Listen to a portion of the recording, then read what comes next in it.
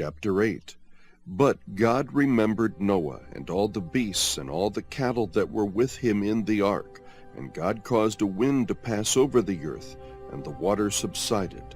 Also the fountains of the deep and the floodgates of the sky were closed, and the rain from the sky was restrained. And the water receded steadily from the earth, and at the end of 150 days the water decreased. In the 7th month, on the 17th day of the month, the ark rested upon the mountains of Ararat. The water decreased steadily until the 10th month. In the 10th month, on the 1st day of the month, the tops of the mountains became visible.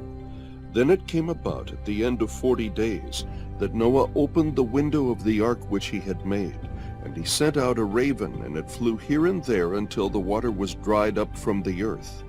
Then he sent out a dove from him to see if the water was abated from the face of the land.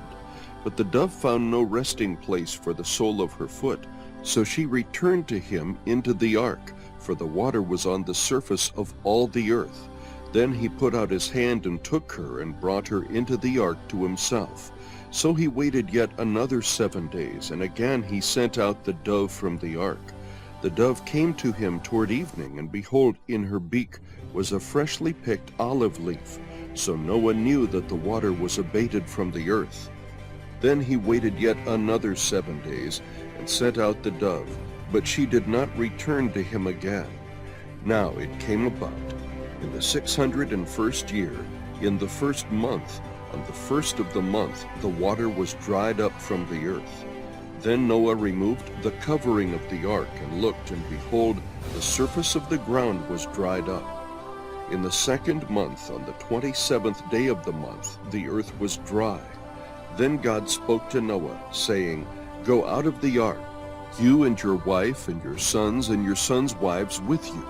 Bring out with you every living thing of all flesh that is with you, birds and animals and every creeping thing that creeps on the earth, that they may breed abundantly on the earth, and be fruitful and multiply on the earth. So Noah went out, and his sons and his wife and his sons' wives with him. Every beast, every creeping thing, and every bird, everything that moves on the earth went out by their families from the ark. Then Noah built an altar to the Lord, and took of every clean animal and of every clean bird, and offered burnt offerings on the altar. The Lord smelled the soothing aroma, and the Lord said to himself, I will never again curse the ground on account of man, for the intent of man's heart is evil from his youth, and I will never again destroy every living thing as I have done. While the earth remains, seed time and harvest, and cold and heat, and summer and winter, and day and night shall not cease.